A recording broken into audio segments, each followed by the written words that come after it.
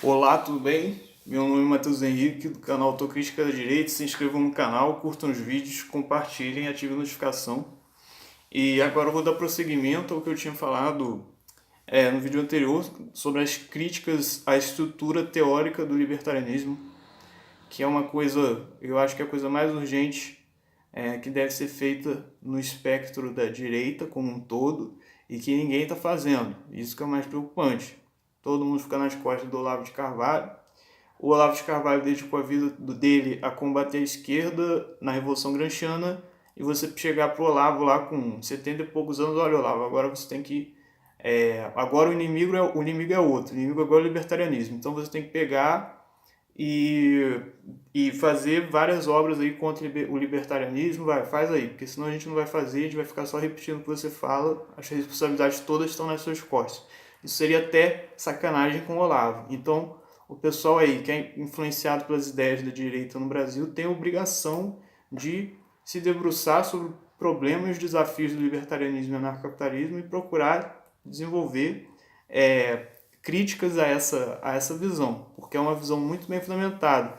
Eu costumo dizer que é um inimigo que merece respeito, porque eles são pessoas muito inteligentes e às vezes muito bem intencionadas, mas que defendem uma coisa que é uma merda e que só vai prejudicar a sociedade brasileira porque ela vai ser um parasita da direita. Mas são pessoas bem intencionadas e inteligentes que fundamentam bem a sua visão. Então eles merecem que se preste atenção na argumentação deles e que se procure dar uma resposta à altura da argumentação em que eles criticam a visão da direita tradicional.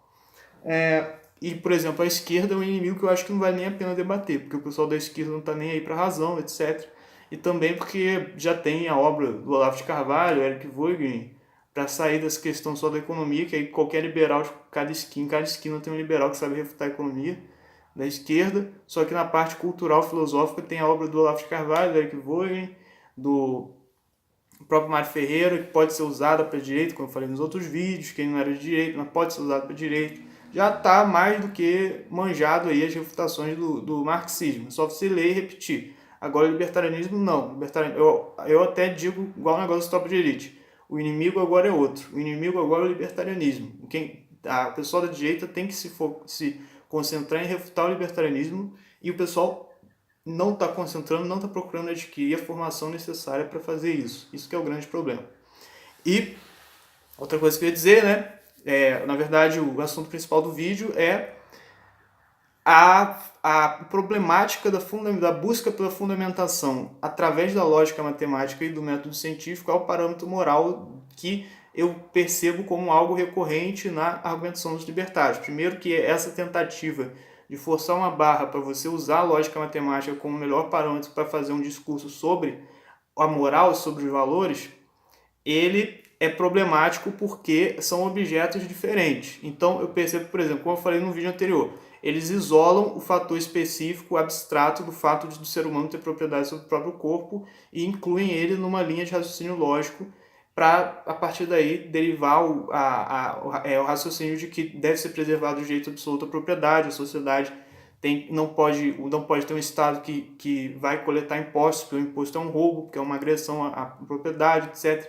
Só que todo esse raciocínio se desenvolve a partir do abstracionismo, que o abstracionismo, a abstração é a faculdade de separar. Então não é apenas matemática e lógica, não. Qualquer separação que você faça. Se você observa uma cadeira, você fala que ela é cadeira, a sua definição de cadeira, a partir da essência daquele objeto, não é algo matemático e lógico, mas é uma abstração é uma abstração metafísica de terceiro grau, que é o grau qualitativo, não, de primeiro grau, né, que você está vendo imediatamente, mas poderia ser, por exemplo, aquela cadeira existe. Então, se você fala que ela existe, você está fazendo uma abstração do terceiro grau, que é uma abstração sobre a existência em geral dos objetos e dos seres. Então, se é sobre a existência, é a abstração de terceiro grau da metafísica.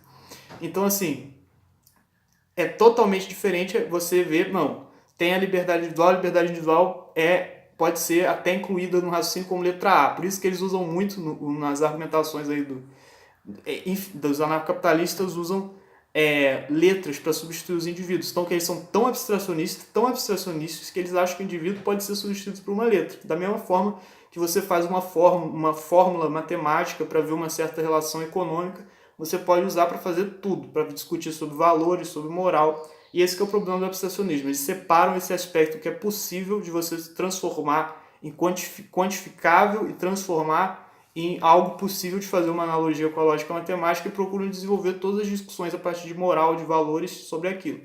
E o problema da política e das ciências sociais é porque toda proposta é baseada no valor. O problema do uso, eu acho, da estatística, do método científico, etc., para provar as coisas no âmbito das ciências humanas, não é que eu seja contra o uso do método científico, eu acho que ele é fundamental, muito importante. Eu só acho que o problema é quando as pessoas, a partir da ideologia cientificista, que elas acham que o método científico tem que ser a resposta para tudo, elas tendem a não reconhecer, não prestar atenção no fato de que toda discussão baseada em estatística e baseada na pesquisa científica para ser aplicada no âmbito das ciências humanas é uma discussão que é baseada em valores. E a forma como esses valores vão ser elaborados não é passível de ser reduzida à estrutura da lógica matemática do método científico. Depois, na frente, eu explico melhor. Mas o fato é o seguinte, você pode, por exemplo, fazer uma pesquisa mostrando que proibir as drogas é ruim para a sociedade, que é melhor para a sociedade você legalizar o uso das drogas, respeitar isso e tal, porque isso vai causar menos dano, etc. Beleza, você pode fazer 500 pesquisas provando isso, 1000 pesquisas provando isso. Só que o que acontece? À medida em que isso vai ser imposto para a sociedade, que isso vai. O objetivo dessas pesquisas é fundamentar algo que vai ser imposto para a sociedade, essas pesquisas têm que partir de uma premissa que é baseada no dever ser. Ou seja, vai ser melhor se não for legalizado, se for legalizado as drogas. Então, se vai ser melhor, você está observando você está partindo de um valor, que é o valor do bem, que é o valor do bem-estar das pessoas, e esse valor do bem-estar, você está projetando uma realidade virtual, um dever ser a partir do que é. E aí que tá. Então, é uma discussão que é baseada em valores. Não é simplesmente a matemática, simplesmente a pesquisa científica que vai definir o que tem que ser feito. As pesquisas científicas e o uso da matematização, das estatísticas, etc., para mostrar alguma coisa, elas vão ser usadas como auxiliar para você realizar um valor do dever ser, que é o valor do bem-estar da sociedade.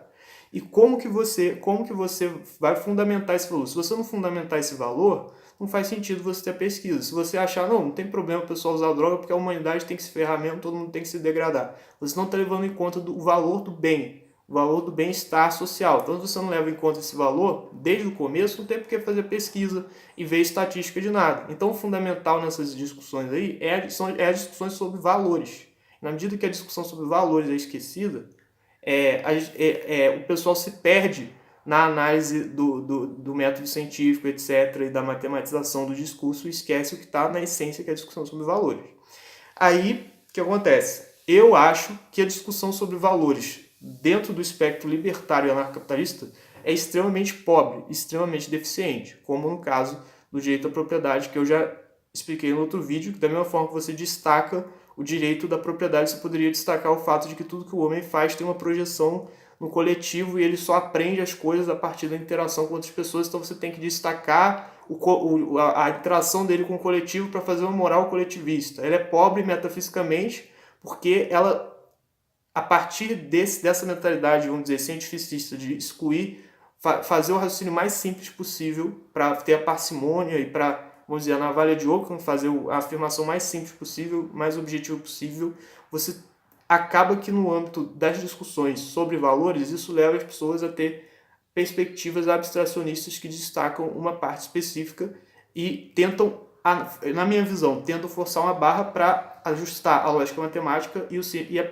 pesquisa científica e as estatísticas para as discussões sobre valores morais, só que nas discussões sobre valores morais não é através desse mesmo método abstracionista que você vai chegar a uma resposta, senão você pode cometer o erro como esse que eu falei, você destaca uma característica quando você poderia destacar outra que leva a ideia oposta da mesma forma, com a mesma estrutura de raciocínio. Então, como você evita isso? Lendo Aristóteles, através da dialética e da admissão das categorias da metafísica derivada do aristotelismo, porque, na minha visão, dão uma fundamentação muito melhor e muito mais rica para as discussões sobre valores. e pelo mero fato delas possibilitarem uma discussão mais rica, que admita uma quantidade maior de nuances e de, vamos dizer, formas mais sofisticadas de classificar os termos que você usa nessa discussão sobre valores, por esse mero fato, ela tem que ser usada em detrimento aí da abordagem cientificista e da lógica matemática, que não permite que a pessoa faça essas classificações mais sutis. Então, qual que é o fundamento disso? Mais à frente eu vou falar. Primeiro vou esclarecer aí, né, que tudo isso que eu falei, a pessoa que defende o anarcocapitalismo e o libertarianismo pode tentar me refutar dizendo que, na verdade, a minha visão sobre a fundamentação abstracionista do direito à propriedade e da forma como eles incluem isso em um raciocínio baseado na lógica matemática e no método científico está sendo rasa, porque eu não estou levando em conta a forma como os autores libertários e anarcocapitalistas fundamentam isso, porque tem toda uma filosofia mais elaborada e tal para você dizer por que você tem que destacar o fato da liberdade individual e da propriedade do próprio corpo, porque ele é uma coisa que está sempre presente, então é uma coisa a priori na ação do ser humano, porque a propriedade do seu corpo e a liberdade individual são coisas que é provado historicamente que através da preservação desses valores você constrói uma sociedade mais saudável, porque você vai elaborar um outro argumento aí que vai dizer que essa elaboração é a abordagem filosófica melhor em detrimento da abordagem metafísica, porque a metafísica é menos precisa, menos segura, e essa abordagem possibilita uma forma clara de você estabelecer um raciocínio que vai ser usado para o ser humano preservar a espécie, e dá para você fazer uma analogia disso com o método científico, e que pelo fato de você poder fazer uma analogia disso com o método científico ser mais confiável, a lógica matemática ser mais confiável, é preferível você adotar essa analogia que é mais confiável do que uma analogia que está suscetível à formação de fantasmagorias, de, sei lá, viagens metafísicas e tal. Então é melhor você, mesmo que possa existir outro, é melhor você usar esse que é mais confiável, mais seguro, beleza. Se não tiver ficado claro até aqui, as refutações que eu apresento esse tipo de argumento, esse tipo de visão, eu pretendo nos próximos vídeos ter um trabalho mais, vamos dizer, mais preciso, porque agora eu estou na semana de prova, não dá para eu ficar pesquisando um monte de referências, um monte de livros e citar ele textualmente nos vídeos, não dá para eu editar os vídeos, aí eu pretendo nas férias aí, se eu conseguir alguém que me ajude a editar os vídeos e tal, eu vou imprimir os livros do Rothbard, do Hans Hermann Hoppe, dos outros artigos libertários do Instituto Mises, sei lá, e eu vou fazer tudo certinho, destacar os trechos, mencionar e desenvolvendo aquilo, e explicando porque que eu discordo. Mas vou tentar, né, já antecipar esse desenvolvimento do meu raciocínio. Eu acredito que o principal já tenha falado, que depois é só pegar o texto e ver como aquilo que eu falei se aplica àquele texto. Mas eu acho que, basicamente, eu já esclareci grande parte dessa discussão, por que eu discordo dessas visões. Acho que eu já esclareci, pelo menos nos vídeos anteriores, mas em relação, por exemplo, à questão da precisão da lógica matemática e do método científico para lidar com as questões morais, eu já esclareci no meu vídeo, a verdade não é obrigatória, que assim, cada campo do conhecimento específico demanda uma forma diferente de se chegar à verdade naquele campo do conhecimento. Então, a lógica matemática pode ser, a matematização da análise pode ser até o melhor método para você chegar à resposta sobre, vamos dizer, economia, sobre ciências naturais, etc. E os métodos que você não inclui isso podem ser falhos e pode ser possível você provar que eles são piores. Eu não discordo disso. Pelo que eu sei, pelo que eu li, etc., parece que realmente, inclusive, o método da lógica matemática é melhor para a análise das ciências naturais. Só que acontece que nas ciências humanas eu acredito que não seja pelo seguinte, porque nas ciências humanas tudo depende do dever ser, como eu falei anteriormente, depende do valor que é estabelecido, e esse valor que fundamenta o raciocínio que é baseado no dever ser, e esse valor, na minha visão, a forma mais adequada de se chegar a esse valor é a metafísica aristotélica e derivada do aristotelismo, porque a metafísica derivada do aristotelismo permite, pelo mero fato dela permitir uma quantidade maior de, vamos dizer, identificação de distinções sutis nos termos que você usa nessa discussão. Por esse mero fato, ela tem que ser usada. E aí o pessoal fala, mas isso aí, Matheus, isso vai abrir margem para fantasmagorias, para metafísica, sem sentido, sem ligação com a realidade, etc.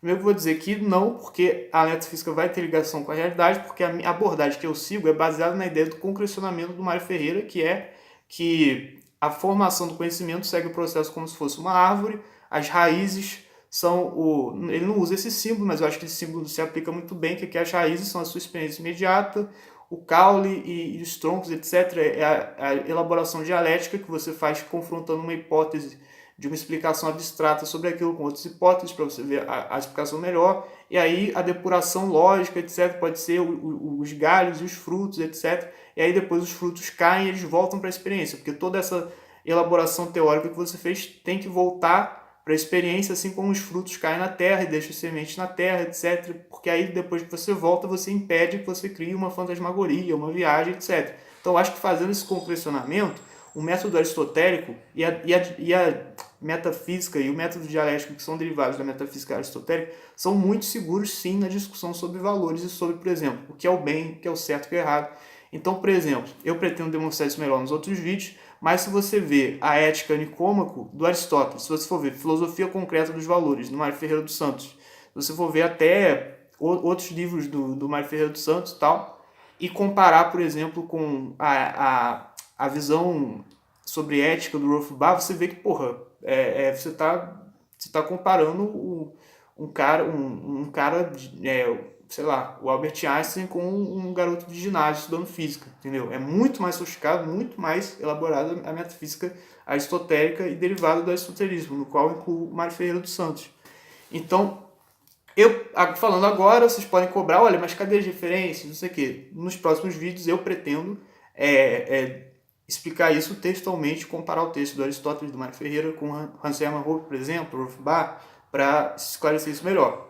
Mas posso dizer que se você coloca a lógica matemática e o método científico como mais importante do que a verdade, por exemplo, eu não vou aceitar o uso da metafísica medieval para discussão sobre valores, porque eu só aceito a lógica matemática e o método científico, que são mais seguros e tal, então não existe verdade nesse âmbito aí. E beleza, o que eu digo, o que eu disse no meu vídeo, em outros vídeos anteriores, foi que quando você faz isso, você está trocando a verdade pelo meio que você chega à verdade. Tipo, a lógica matemática e o método científico são importantes pra caralho. Por quê? Porque eles são meios para você chegar à verdade. São meios que no âmbito das ciências naturais são os mais adequados. Então são muito importantes, sim. Só que na medida que você nega a possibilidade de você chegar a uma verdade em outras esferas por métodos diferentes, você está fazendo fetichismo.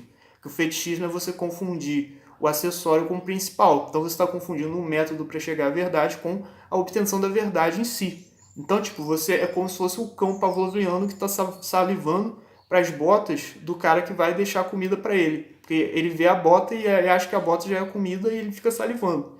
E porque ele associa uma coisa com a outra. Então, não é a bota acaba que naquele momento se torna mais importante do que a comida em si, de certa forma. Você pode ver dessa forma. Aí, assim, eu acho que o cara tá fazendo a mesma coisa, tá salivando para as botas do cara que vai deixar a comida para ele, porque você tá vendo um meio para chegar à verdade, que é a lógica matemática, o método científico, mais importante que a própria verdade. Então, sei lá, se você coloca a verdade como mais importante, você vê, não, eu posso até priorizar o método científico e a lógica matemática na maioria dos casos, porque eles são mais seguros, são mais adequados. Só que nem sempre. E eu acho que a discussão, por exemplo, sobre o bem é um dos casos em que a lógica matemática e o método científico não pode dizer nada. Então, se você fizer uma poesia que vai dizer alguma coisa sobre o bem, a poesia, por mais, vamos dizer, impossível, insegura que seja, ela vai ser o método mais adequado para você chegar à verdade do que a lógica matemática e o método científico. Então, a forma como você vai chegar à verdade varia. E aí tem muita gente que poderia contestar essa ideia, dizendo que é possível você ter uma análise científica da moral, uma análise científica, uma análise matemática da moral, que tem autores que desenvolvem isso, etc. E eu pretendo até, assim, pesquisar mais e nos próximos vídeos falar melhor, citando textualmente esses autores e demonstrando essa minha visão. Mas pelo que eu vi, acontece que é o seguinte, eles realmente fazem uma análise científica e matemática da moral. Só que o fato de ser possível não quer dizer que seja que seja o melhor. Por exemplo, você pode dizer, o fato de que uma coisa é melhor que a outra pode ser, tem uma expressão lógica, tem um símbolo lógico que você inclui lá na equação e que esse símbolo significa que uma coisa é melhor que a outra. Beleza. Então a lógica pode dizer alguma coisa sobre a apreciação de valores e sobre o estabelecimento de prioridade entre determinados valores em detrimento de outros, porque a lógica tem um símbolo que expressa que uma coisa é melhor que a outra. Não, porra, porque olha só, esse símbolo ele é uma abstração que pode ser incluída no raciocínio quantitativo, como eu falei, de que mais ou menos você poder substituir uma pessoa por uma letra, é a abstração tipo, que busca uma cópia das abstrações de uma equação matemática, que é a abstração quantitativa. Ela busca copiar a abstração quantitativa, só que ela é uma abstração qualitativa no mesmo sentido da metafísica medieval. Por exemplo, você fazer uma abstração sobre o ser, o bem, o que se desenvolve, etc. Então, você usar a categoria de pensamento que permite que você desenvolva abstrações para usar esses termos é mais importante do que você pegar e provar que o fato de existir um símbolo que expressa isso pode ser ligado ao fato de a ideia de apreciação de que uma coisa é melhor que a outra. Isso aí pode ter ficado confuso, né? Mas a ideia a essência da ideia que eu estou falando, tentar dar um exemplo que esclareça isso melhor, é que assim, é possível você usar a matemática, usar o método científico para falar alguma coisa sobre moral. Mas o fato dele ser possível não quer dizer que ele vai dizer alguma coisa sobre a forma como é estabelecido a moral. Então, assim, um exemplo bem básico que eu acho que expressa isso bem é que você vê um desenho hiperrealista e uma fotografia. O desenho hiperrealista você pode pegar e analisar de uma forma matemática a estrutura do desenho hiperrealista. Você pode falar, olha, esse desenho aqui está perfeito porque a distância do nariz e do olho é tal, e a distância entre o nariz e a boca é tal, e na foto a distância tem a mesma proporção. Você pode medir cada detalhezinho do desenho e fazer coordenadas daquele traço, daquela tonalidade ali, naquele desenho, e criar uma expressão matemática do desenho hiperrealista. E depois você cria uma expressão matemática da fotografia e você diz que olha, eu avaliei matematicamente que esse desenho realista aqui está perfeito, etc. Você pode fazer isso. Só que quando você mede a distância entre o olho e a boca, entre o olho e os olhos e tal, entre um olho e outro, desenho hiperrealista, o que isso tem a ver com o processo através do qual o artista observou a fotografia e conseguiu copiar aquela fotografia no desenho hiperrealista? O que a análise matemática do resultado final do desenho hiperrealista tem a ver com o processo através do qual o artista criou aquele desenho? Não tem nada a ver. Então, assim, na minha visão, as discussões sobre moral que buscam usar a matemática e o método científico para falar sobre valores, sobre o que é o bem e sobre o que é moral, são a mesma coisa que você fazer uma análise matemática do desenho hiperrealista. É possível? Ele vai expressar alguma coisa sobre aquele objeto? Ele vai expressar. Agora, o fato de expressar alguma coisa sobre aquele objeto e você poder desenvolver uma linguagem para falar daquele objeto baseado na lógica matemática e na ciência, não tem nada a ver com o fato de que do processo através do qual aquele objeto, no caso do desenho realista, foi elaborado, e não tem nada a ver com o processo através do qual os valores, a moral, o bem, o que é certo e o que é errado, são apreciados pelo ser humano. Então, para que você vai fazer isso? Simplesmente porque, é o que eu chamo da revolta do adolescente contra a cagação de regras da sociedade conservadora. Porque não tem outra explicação para esse tipo de abordagem. Porque é uma abordagem que claramente é ineficiente, claramente como eu falei, você medir a distância do olho e da boca, a distância entre um olho e outro. Você dizer, não, então isso aqui diz como o artista elaborou essa relação matemática do desenho, dizem como o artista fez o desenho.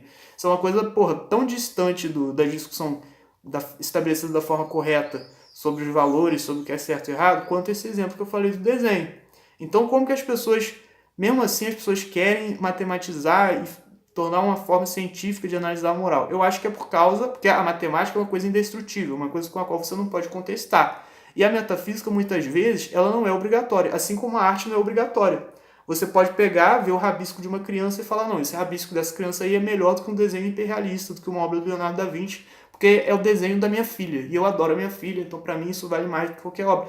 Você pode fazer, ninguém vai te obrigar a admitir que o desenho hiperrealista é mais valioso do que o rabisco lá da sua filha. Ninguém vai obrigar. Da mesma forma, as discussões sobre moral, elas não são obrigatórias. Você tem que entrar num certo tipo, vamos dizer, de viagem, você tem que entrar num certo tipo de narrativa para você entender aquela discussão e você aceitar. Porque, por exemplo, tem coisa, se você for ver o São Tomás de Aquino, ele fala, não, uma coisa só, para uma coisa exercer determinada potência, ela tem que ser, vamos dizer, ela tem que ter contato com algo superior, que também já tinha essa potência intrínseca e despertou essa potencialidade do objeto que entrou em contato com esse outro objeto. Então tem que ter, por exemplo, se você exerce a inteligência, é porque tem que ter algo além de você que tem a inteligência e você exerce por causa disso além de você que tem a inteligência. Então, tipo, isso não é obrigatório, cara. Você vai ver isso e vai falar, porra, isso aí não é uma equação matemática, eu não sou obrigado a aceitar isso, então eu não vou aceitar. Então, tipo, mas pode ser verdade, entendeu? Não sei se esse exemplo específico é um exemplo de que isso é verdade, mas, tipo, tem casos, assim, que não é obrigatório, mas você vê aquilo e olha as coisas e você vê, porra, é isso mesmo, é verdade, essa relação metafísica. Mas essa relação metafísica não deve ser entendida com a mesma precisão que uma fórmula matemática. Eu acho que ela deve ser entendida como uma narrativa que, se você adotar as regras do jogo daquela narrativa, você vai ter uma resposta objetiva e mais precisa sobre aquele objeto que você quer. Mas não é obrigatório que você adote as regras do jogo daquela narrativa. Então é uma verdade sutil. Então por que hoje em dia as pessoas não querem aceitar esse tipo de discurso, esse tipo de filosofia que é baseado nessas verdades, vamos dizer, mais sutis, e quer ficar só na lógica matemática, na ciência? É sem justificativa racional, porque eu acredito que se você for pesquisar a fundo, você vê que racionalmente não dá para você chegar à ideia de valor, à ideia de bem, a elaboração dessas ideias a partir da lógica matemática e do método científico. Mas por que as pessoas insistem?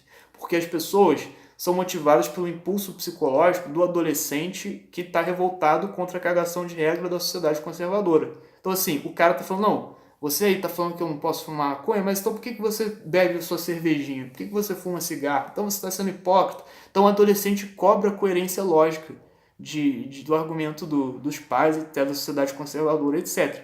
Então o cara também, eu acho que quando vai por esse caminho, ele deve pensar, não, você está vindo aí com essa cagação de regras sobre o que é o bem, o que é o certo e errado, eu não vou aceitar isso. Eu só vou aceitar aquilo que seja a lógica matemática, que é uma coisa que não dá para refutar, que é uma coisa tão bem organizada, bem fundamentada, que faz sentido para mim.